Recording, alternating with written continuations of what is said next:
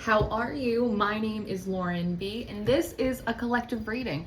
If it makes you feel weird or confused or freaked out, or you find yourself trying to connect the dots, it's probably not your reading. There's so many tarot readers, there's so many tarot readings. Please use your discernment and be really, really nice to your brain.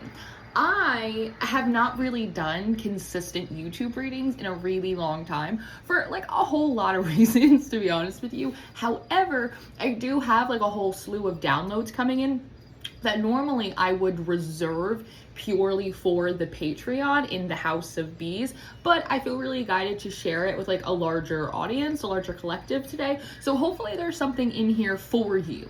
If not, I hope maybe there's a piece of wisdom that could benefit you, or at the very least, a little entertainment value. Since a lot of you have seen me, I do think it's important to let you know that when I first started this channel, and through a great duration of a lot of the readings that I had done, who I was as a person, the kind of foundation of my practice, the energies I worked with, the spirits I was channeling, were very different than they are now. And so you may also notice a shift or an evolution in me as a reader, in the energies and the storylines that are coming out, and the energies and the spirits that I'm channeling, which now are much more feminine than they used to be. Something I realized, just as a small caveat in my practice, how masculine it was, how drawn I was to masculine spirits and ancestors and deities, which is absolutely fine, and I learned so much from them. But my practice and me as a mystic has gone through a radical transformation, and now there's a lot of highly feminized energies. I do think, if in full transparency, it is important to let you know that a lot of the messages that are coming through today are being ushered forward through Hera or Juno, depending on which name works kind of best for you in your practice. She has given me 5 messages / downloads, plus a potential bonus message at the end that's sort of developing. And this is something that she has called the agenda. She made me write it down with like subtext. She's a very organized deity, which personally I really appreciate. But that kind of leads us to our first download. Oh, by the way, I have a bunch of decks out here, but the one I'm using right now is the Aquarian Tarot. Look at the 10 of Wands in the back. So the first message that I have for you guys is about approaching the gatekeepers. The impression that I've gotten is that for a lot of you, there seems to be a new presence around you. Maybe it's ancestral, maybe it's deity, but there's some kind of spiritual energy that is around you that you are aware of, but you haven't sat down and like properly introduced yourself or done the meditation or done the tarot spread or done any of that. But there is like this floating awareness that there is like a new heavy hitter, or there is a new large presence around you or included as part of like your spiritual support team. There also is like a very clear indication that this particular energy is sort of like ushering you towards some kind of goal, towards some kind of finish line. Now, in general, there's this big energy of a do-over, that for a large portion of time, you maybe were attempting to do something similar to me underneath the guise of certain energies or ancestors. On the Patreon a year and a half ago, we were talking about a huge changing of the guards, a huge changing of the spiritual support and the guides and the ancestors who had access to you and who was allowed to start guiding you in the spirit. And we saw, in my community, we saw that shift come in really powerfully, kind of across the board for everyone, myself included. And so there seems to be something here about you returning or revisiting a goal, or actually for the first time seeing a lot of movement or progress in a particular direction. And it seems as though the changing factor or the key has been the incorporation or the influence of this new energy. And the thing is, there's something interesting in physics that when you observe something, it begins to shift. And I wonder if for a lot of you, there is a sense of, in the past, when you tried to do something or when you tried to work with a certain energy, maybe you stared at it a little too long. Maybe you got a little in your head. And there's something about that goal or that progress or that relationship that sort of shifted, became a little sullied, and it didn't quite work out. It's like we had all the pieces, but things weren't quite clicking together. Now there's a feeling of like the energy around you is different. You're seeing shifts or changes or small evolutions in ways that like you hadn't before. These aren't huge Kool-Aid breakthrough, you know, the wall moments, but you're seeing shifts in a way that you haven't before. And again, there is this sense of, I'm recognizing that it's because this energy is here and it is helping me. I'm afraid to sit down and do a full-blown meditation, or I'm afraid to sit down and do a full-blown introduction because I'm afraid that if I do that, then all of a sudden this energy and my relationship to it and the positive effect it's having in my life will shift, just like those old energies did in the past. I think at some level, you know that it's a little bit different this time because this is a very different energy. And for a lot of you, it might actually be a surprising one as well. You might not expect that you would be compatible, or that your goals and the skill set or the themes surrounded with a different ancestor energy are actually like way more complementary than you would expect. It's similar to when I see certain clients who initially come in very sort of love and light, and they actually end up being super compatible with things like Chthonic deities or the infernal. So again, the idea here is, one, I want to confirm that yes, like you are aware and accurately picking up on a very specific energy, to the extent that I think for most of you, you actually wouldn't need like any kind of deity identification or confirmation. Like you clearly are tapped into who and what this energy is. As you get closer and closer to that finish line, there seems to be a specific event or a specific opportunity. It feels like it's a springboard.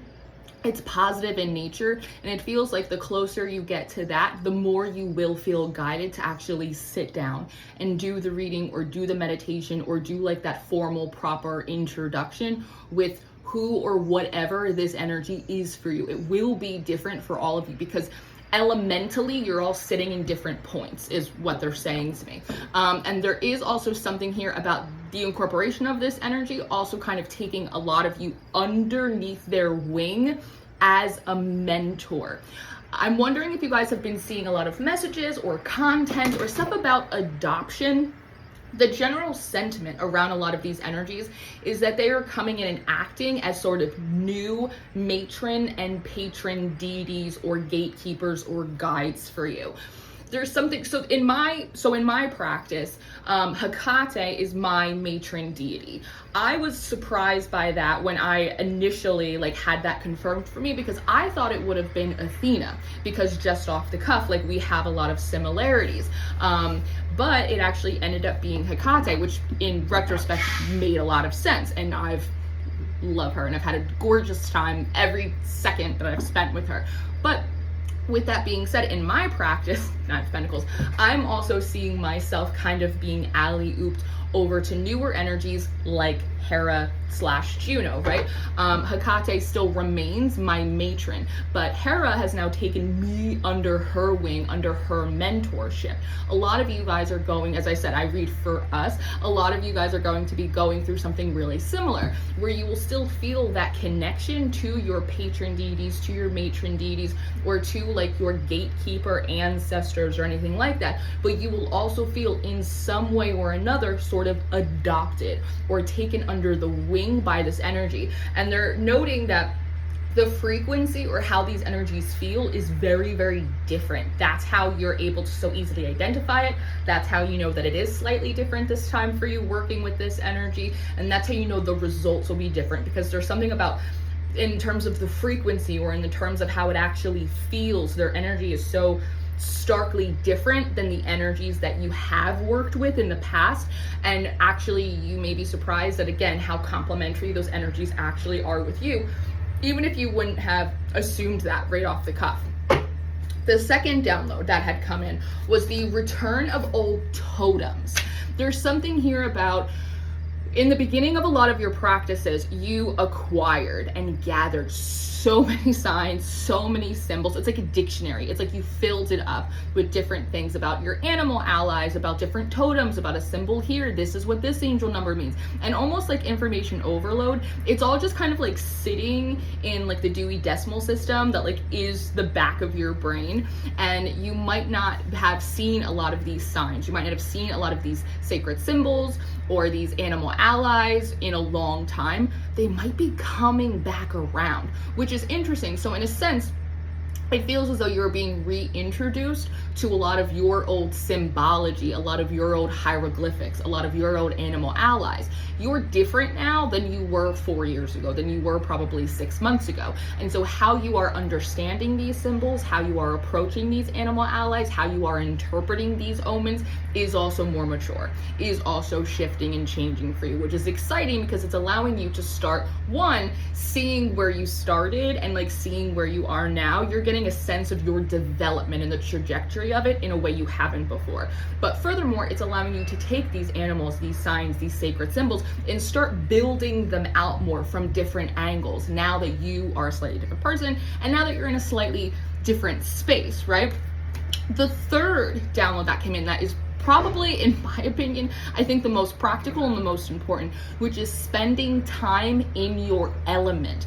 This is probably the most potent and the strongest message that I feel like she really wants to get through, is about spending time in your element. There's two folds to this. One, she means this literally. Like for those of you that are water signs, this feels a little firm, but you are not watering yourself. You are not drinking enough water. You are not spending enough time in water.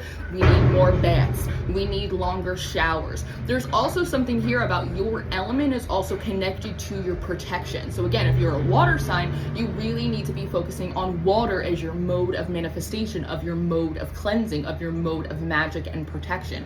You need more water. For those of you that are earth signs, when's the last time you went outside? When's the last time you sat on a park bench? We need you to bring a plant into your home. We need some tangible books. We need you touching things. We need you to spend time with your hands in the dirt. Let's talk about minerals. Let's talk about soil. When's the last time you hugged a tree? Capricorn, right? So we really need you to spend time. And I hear the air signs. Well, what about the air signs? One, when's the last time you opened up your windows? When's the last time you dusted? When's the last time that you took yourself outside? Just breathe in a little fresh air. Air is also associated with technology. So like, when's the last time you updated your technology? When's the last time you did a digital declutter? When's the last time, don't forget that technology, that air, it also ties into communication. So like, when's the last time you like pulled a book off your like to be read list and actually read it and finished it? How about in the morning, instead of doom scrolling, maybe you're moving through Substack or you're reading the paper instead, right? Like, what are you feeding the brain, your spirit? Same thing with the fire signs. That's passion, that's enthusiasm, it's physicality, it's action. You need to spend more time doing that. You need to reassociate yourselves with your element as your home base and the foundation of just kind of who you are, but also because it is your mode, again, of manifestation, of cleansing and protection. This is a really firm message that I personally got when I was in the bath, because I am a Pisces and I need to water myself as well. And so part of this reassociating yourself with your element is, again, the second fold of that is your comfort zone. There is a reassociation happening for a lot of you with your old and your new magic. Similar to the returning of old tools and old totems and old signs, you are also going to be just like spending more time in your physical element, reassociating yourself with your older magic, with your old techniques, the stuff that like you used to do but you kind of fell off, or you exchanged it for a different modality or a different tool or a different thing. There's just a sense of like a refresher, getting yourself reassociated with the way you used to do things, because you're also developing like new magics. For a lot of you, when you were in your information overload phase, you may have begun the initiation of certain studies. For instance, let's say you picked up a book on herbology. You got busy, book went on the shelf. We haven't really explored that discipline in a few days, weeks, months, years. You may feel guided to pick that back up. Personally, for me, something that I'm feeling guided towards is like crafts. Again, I work a lot with Athena. I work with a lot of these feminine goddesses. I'm definitely like a hearth witch, right? And so the idea of like crafts and, you know, holistic products and like keeping my home like really healthy and doing things from scratch, like that's definitely an area for me that's coming up. So for you, and that's something that I used to be really focused on years ago, that's now coming back up kind of into my line of vision. So similarly, you may have certain studies or disciplines, initiations, again, even with certain energies or deities that may be coming back around for you to get back to, for you to finish, for you to complete, simply because just there wasn't time. You had other stuff to do. So that is really exciting. There's also something here with the new, she's pointing me towards, so one of my special areas is spiritual technology. It always has been since the beginning of Lauren B and the Untitled Tarot. But there's something here, they're going like this. It's something about, another one of my special areas of niche interest over the past few years is the magic that exists within bloodlines and how it is inherited. And this was not originally something I was going to share with you, but something that was communicated to me, and remember, I'm just one mystic, so you have to use your own discernment, but something that was communicated to me is that the magic chooses who it is inherited by. The magic chooses who it goes to. And there's different types of magic within families. And those magics manifest in different ways throughout the course of generations in history. So that's why you may have a cousin or a sibling who is not as intuitive as you, or maybe your mom had a certain spiritual gift that like you're not that strong and you're better at something else. The magic chooses who it goes to, and there's something about these very old forms of magic or these old skills that may have existed really prominently within your family line that have not been inherited for a really long time. Maybe they weren't needed, maybe the social political culture like wasn't primed for it, maybe no one in your family was like competent enough to do it, right? Like they weren't compatible with that magic, or their skill set wasn't really set up to support it or maintain it. Maybe they weren't mature enough, maybe they didn't finish their initiations. Something that I feel really passionate about in my practice and in my personal work with my clients right now is helping them complete their initiations. Something that I didn't realize within my own life and my own practice for a long time is a lot of the reasons that I wasn't progressing was because I wasn't fulfilling and passing the initiations, not just like of my spirits, but like also like of certain ancestors. There's certain levels that I couldn't get to until I passed those initiations. I didn't know that. And so again, there seems to be something here about these very old skills or talents or forms of magic that have yet to be inherited more modernly by people in your bloodline. Now that you are where you are versus where you've been, it feels as though a lot of that magic may now be coming back around underneath the mentorship of these new deities or these energies or these ancestors, and you will get to inherit it. All of that meaning over the coming days, weeks, and months, they're saying between now and the spring, it is highly likely that you will start to see new spiritual gifts, not the increase in spiritual gifts that you already have. Not that you won't see that. A lot of you, as you continue to go and invest in your practice, the gifts you already have, they will increase. Gifts increase with use. They will get stronger. These are gifts that you did not know you possessed or that you had because they weren't activated in you yet. It was like a feature or a light switch that was not turned on. And so over between now and the spring, you may find yourself going, whoa, I didn't know that I could do that. Or how did I pick up on that? Or that's new. You might have a lot of that's new coming in. But overall, it's going to make sense because these activations of these gifts are, again, they're complementary to the tasks that you will need them for, or to the magics that you need to work, or to the initiations, or to the development that needs to commence and progress. They're not just activating for no reason. There's a purpose for them, both in a mundane and in a magical way.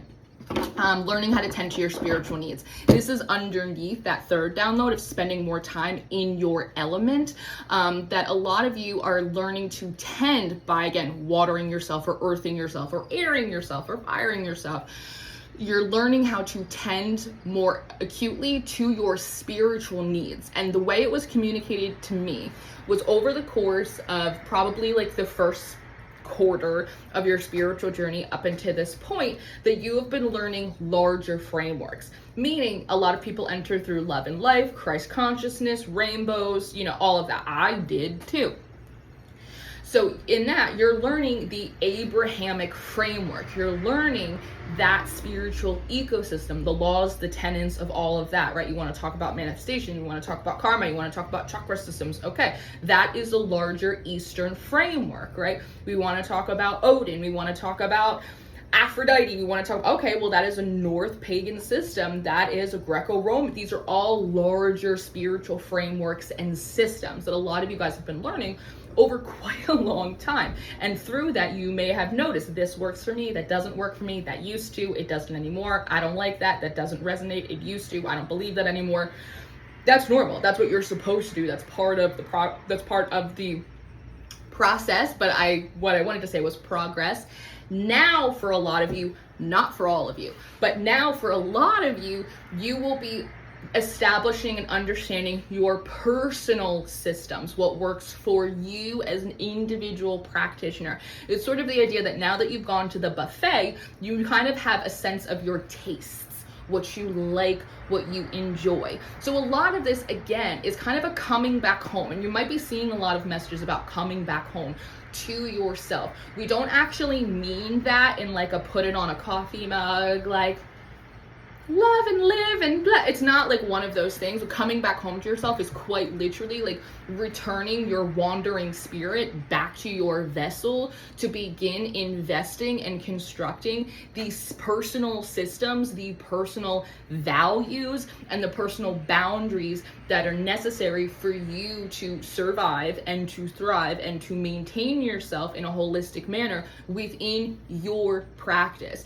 So again, an earth sign, if an earth sign wanted to cleanse themselves, something you might want to do is you might want to go outside and find a really dry and hollow stick because it's void of energy. You want to rub it all over yourself, just like you're like one of the guys at the TSA in the airport and it's a little metal detector thing, and you're going to suck up all of that yucky energy, and then you are going to snap that twig over your leg. But if you're a water sign, you're gonna take your ass into that bathroom and you are gonna have a little soak. We're gonna make a little tea and we're gonna throw it over your head, and that's how we're gonna cleanse you, right? It's different. You all need different stuff, and you can't identify what those things are, what works for you, what your ancestors did to protect themselves, if you have your eyes on everyone else's paper, right? And I don't think most of you are. I think a lot of you are past that. But again, as we zoom out, this is how it's being communicated. That if you look back, you'll notice, oh yeah, I was kind of like at the buffet, learning a little bit of this, learning a little bit of that, little Christianity, little witchcraft, little karma, little chakra, little poo-poo platter, right? Little Chex Mix of spirituality. And now you're coming back home to yourself and going, okay, what actually works for Lauren, what actually works for collective. This, when you cleanse yourself in this way, it doesn't work. When you try to manifest in that way, it doesn't work. But it does work when you do it like this, and you are cleansed when you do it like that, because it's your personal system. Now, for those of you that like just found me and you are just beginning your journey of spirituality and you're just kind of coming into awareness of a lot of these themes, it is much more likely that at the end of Saturn in Pisces in 2026, you will begin building out your personal systems. But between now and then, you might be going through those larger character arc, hero's journey, Jesus through the wilderness. I'm gonna learn everything about everything and kind of see what sticks like spaghetti on the wall. You're probably gonna go through that over the next couple years, because again, that's part of the process and it's part of the progress. And at the end of Saturn in Pisces, if you're new to the game, that's when you're going to start building out your personal systems. But a lot of you, dare I say, most of you that are probably watching this, you've been with me for a while. You've been with me since since COVID first dropped like an EP, right? Whether it's been here on YouTube or whether it's been on TikTok or whether it's been on Instagram or in our House of Bees and the Patreon or in personal readings, like I've been here and we've seen a lot of things. And so those of you that are just getting started, you can expect to see that Chex Mix, those larger character arcs, just a lot of exploring and observing and trying to learn. This is a really important process for you. But again, for those of you that have been with me for years and years across platforms, like you're ready now to kind of move into the next thing. And that's good. we're going to start building out those personal systems because you are ready, and there's stuff to do. We have more stuff to do now. So as a collective, we're kind of ready to move forward, which in truth, I think is part of maybe some of the lessons and initiations that I have gone through over the past certain amount of time, so that way I can help kind of support you in a lot of this. That also may be why I am also sort of feeling more guided towards doing some more long form content, and reintroducing myself to YouTube in a bit of a new way. Now, the fourth download, as we near the end of our little collective reading today, I had to write it on a whole list because she gave me so many specifics. It's sort of nuts. Leaders and readers within the collective. So this is something that I've observed, and I think it's important that you observe it as well. And this is not like a now thing. This is something that you'll notice. It kind of happens in cycles from time to time. But something that I've been noticing is, in a lot of the readings that I have been watching, I'll watch the reader start their channel and they're going through the message and it's flowing and everything's good, and then all of a sudden, and maybe you've noticed this too in some of the readings, and I've noticed it from time to time in my own readings as well, and I'm like, wait, what is that?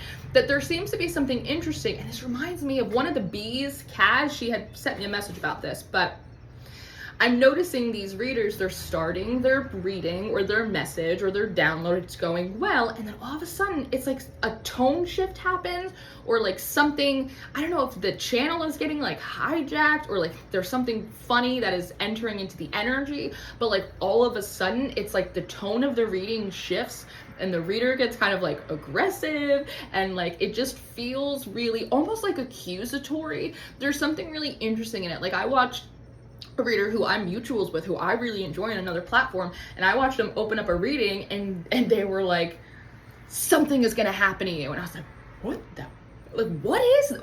since when did, like, I've never seen that person read that way ever, like in a million years. Then I watched another reader who, again, I really love and I really respect. They're doing their thing and I'm like, great, I'm sitting here, I'm in the live stream with everyone else, enjoying, trying to pick up the wisdom. My right ear is ringing. I can't even describe to you how loud it's ringing right now. And in the middle of that channel, I watched the tone shift in like a really sort of concerning way. And so I'm not entirely sure what's happening there. Your readers in general may also be going through like their own shifts and their own transitions. That may be causing that. But in general, I just want to say, like, now is a really good time to just kind of keep your discernment up. As I mentioned in the beginning, there's a lot of tarot readers and there's a lot of tarot readings. There's a lot of channelers. Everyone thinks that they're the fucking high priestess from the intergalactic court of Zanzibar. You know, like, whatever the fuck. You know how it is. If you've been on any platform that has occult or spirituality or tarot stuff for longer than 5 minutes, like, you know what time it is. So it's just a good time right now to practice discernment, to remember that your readers are not infallible, that they too can have bad days, that they too can project onto you, they can project through the readings. Sometimes they may be doing their own readings, right? When it seems like they're doing it for you. So just one, use discernment. If you are a reader and you're doing specifically public readings, it might be really beneficial for you to maybe call in some more protections while you're in a channel, or to use something like a crystal to just, there's just something about, like, they're saying secure the line, just to make sure that you're grounded and you've secured the line before you start channeling, before you click record, like before you hop on, just to ensure that, like, because when you're in a flow state, you're not necessarily looking in your peripherals in the same way you would be when, like, you're not like tapped into like the flow of that like stream of consciousness that comes in, right? That's not your fault. It's not like you've done anything wrong. But when you're in a flow state, you're in that tunnel vision flow state, you're not necessarily picking up every single thing. And so just make sure that you secure the line and root yourself before you go in, just to prevent that. Because I'm also like seeing like people click off readings and going, was I too harsh? Like, wait, what did I say? Like, and like not feeling super settled about what they just put out there, but then like the ego kicks up, like, no, well, this is just fine. Well, that's the message. Yeah, but you're also the messenger. So like have a little bedside manner, you know?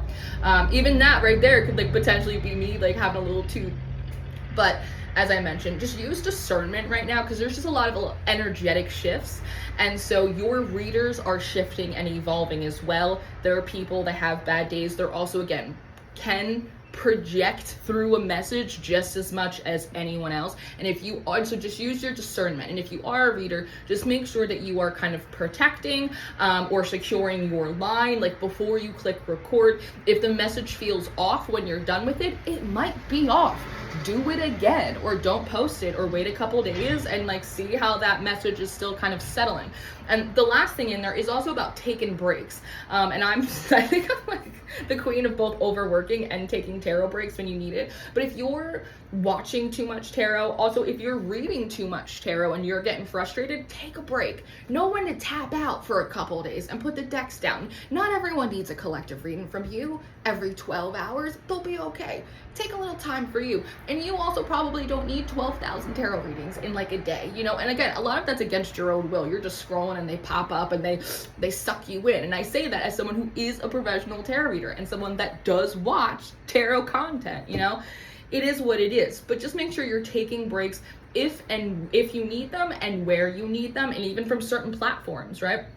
Sometimes, you know, you can't do the TikTok, but like Instagram's all right. So like, again, that's also about coming home to yourself, identifying, and that brings us to our next download, identifying kind of who will be most supportive for you. So as your readers are kind of evolving and shifting and transitioning, also in and out of this work, which is something I've mentioned for a while. This is a field in general where you may see a lot of turnover, but a lot of you may also be coming into, underneath the mentorship of these energies, as you're coming home to yourself, as you're understanding yourself and your practice and your spiritual needs a little bit more deeply and intimately. You may also be identifying that you need different readers. That, you know what, the problem isn't with the tarot, the problem isn't with the mysticism, the problem isn't with the spirituality, the problem is you got the wrong fucking reader. They're not in alignment with you anymore, or they're reading on topics, or they're giving you advice that would have worked 3 years ago, but now you're 3 years older and you need something or someone with a little bit of a different tone, or you need different guidance coming in, or you need something. The word progressive is coming forward, so a lot of you guys might be looking for more readers that have a little bit more depth or a little bit more progressive in their messages than those that sort of harp on the same sort of story loop, right? Where it's like, there's an enemy and I am the chosen one and someone's trying to stop me, but God's got my back. And it's not that that stuff isn't real and it doesn't happen. It happens every day. I read for a lot of people and that's like Tuesday for them, right? But you also want to make sure that you have a variety of readers within your repertoire as well that can also like get you to the next step, right? Whatever that may be for you. So don't be afraid to outgrow readers. Don't be afraid to outgrow me. Don't be afraid to like go where you're going to be watered with wisdom. I'll repeat that again. Do not be afraid to go where you will be watered with wisdom. And that brings us to our final download, which is your name and the development of virtues. This is also associated with you coming home to yourself and developing your own personal frameworks. Something that I've noticed, it's cute, it's strange, but it's cute, are the names. Because I was watching something and the girl's name, I was watching it on TikTok, I think, and the girl's name was Patience. And I thought, wow, like what a pretty name, Patience, a little biblical, but you know, really nice. And then I was watching something else, like a TV show, and the girl's name was Prudence. And I was like, Patience, Prudence. All right, and then I realized, I'm like, these are virtues, stoic virtues. In Stoicism, we have things like temperance, we have patience, we have wisdom, we have justice. These are the virtues, right? And it's funny because at least half of them have come through as a name. We still have justice, we still have courage that have yet to sprinkle in through someone's first name. But there's something here about, one, you developing your own virtues within your own practice, your own set of morals, your own sense of integrity, boundaries, what works for you, what you will do, what you won't do, and feeling like really independent and empowered to make those choices. Going, no, we don't do that in my house, period. Or going, you know what, actually, we do a little gray work over here, so maybe we will put you in the freezer, right? Whatever it may be. But there's something interesting, and this came through I don't remember which zodiac sign it was, but when I did the September monthly readings on the Patreon, there was something here about like the power of your name, or something specific like that was included in someone's name, or what their name was symbolically like tied to, right? So like my name is Lauren. Lauren is, you know, a form of laurel. Laurel are leaves, they're bay leaves. Those bay leaves were part of what was put on the crown of Jesus on the cross. These bay leaves are also sacred to a lot of my deities, like Apollo, like Athena.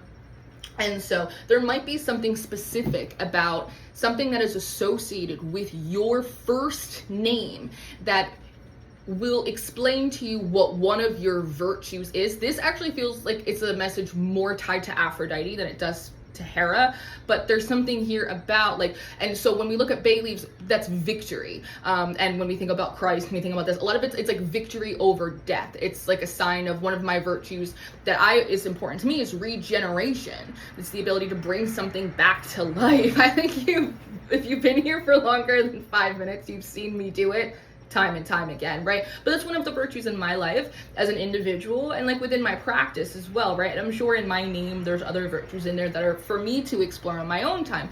But again, there is on one hand a development of the virtues of your patience, of your prudence, which is your, you know, temperance, and then of your wisdom, of your courage, of justice. There was something interesting here about, they said justice is not necessarily a virtue that you have to establish for yourself, so long as you are being accountable and fair and just in like your own actions, that there is something a little bit like vengeance is the Lord, like justice will be enacted on your behalf, which is interesting. But there's something here about you having patience and you having prudence and you having like wisdom. You have much more wisdom now than you used to. And there's also something interesting here about courage, that we actually don't need you to go and explore for courage in this exact moment, because you've already like displayed a tremendous amount of courage. Not that like you won't need any more in the future, but like we kind of check that box. But right now it's about, again, identifying the virtues in your name that is both like kind of symbolic, right, about coming home to yourself, finding value and importance and empowerment like in the individuality of your practice, of saying, hey, no, that's actually not for me, of saying, hey, no, I actually don't resonate with that actually doesn't, it's not compatible with my magic, that's not how we do things here, it's just different for me. And like feeling really empowered in that, and giving yourself permission to be much more of an individual within your practice. But also a little bit more literally, that there might be a word or a theme or a plant or some kind of virtue that is associated with what your name actually means. And it's a first name, it's not your last name. And again, I work with a lot of feminine energies, and so this feels important because oftentimes the last name is inherited from the father's line, which again, it's fine. It's fine. But we're moving differently in the House of Bees now. And so there's something interesting about the first name, because usually through first and middle names, women will pass down their inheritance and their ancestry. So again, that might also be connected to some of these older magics that want to work their way back, you know, kind of into the present. It's interesting, but there is something about that that's sort of developing of sorts. So just take it with a grain of salt, explore it, see if it makes sense for you. And then really the last thing that I have is kind of moving off of what I just said, there is something coming forward about like secret societies, about sacred sororities, and about like feminine cults. So a lot of you might be similar to me in the way that you may find that there is a much larger feminine presence and essence within your practice, that in some way, some of the things you are learning or being initiated in underneath the guidance of some of these new matriarchs may be very similar to the processes of the older feminine cults or secret societies. Yeah, and I'm gonna leave that there. Because that's kind of developing, and so I don't want to say anything that I don't need to. I don't want to insert anything that doesn't need to be inserted in this moment. But that is what we have from the goddesses here in the House of Bees. I know we didn't, as always, really use any tarot, but you know, we just wanted to give the downloads as they wanted to come through. And so I don't want to take up any more of your time. I love you guys. Thank you for being here with me as always. Take what resonates, take what makes sense, take what clicks for you and goes, aha, that's it. Don't take stuff that like doesn't click, that doesn't make sense, that you have to put the puzzle pieces together. They'll click together when they're meant to. In the meantime, it's really good to be here and read for you. I have always felt really grateful to be able to show up and read for whoever needs the message and to be of support in that way. I am still very active on Patreon. I had your September readings out. We do daily tarot tips and energy forecasts. I'm about to start working on your October monthly readings. You can get those like within the membership, but you can also get them like individually if you want. I'm active on TikTok, which is where you can mostly find me. You'll notice a lot of teaching. I've been teaching tarot for the past couple years, which has been really exciting. And you can always find me on Instagram. I'll leave all of my information down below. I'm sort of in the midst of a transition, professional rebrand. Are you there, God? It's me, Margaret. I'm doing one of those Pisces things. But all the information you'll want from me to work with me one-on-one, to join our membership community, to just find me elsewhere in the wild, it'll all be down below. I love you very much. I hope you have a really wonderful week. I hope you had a gorgeous equinox, and I will see you next time. Goodbye.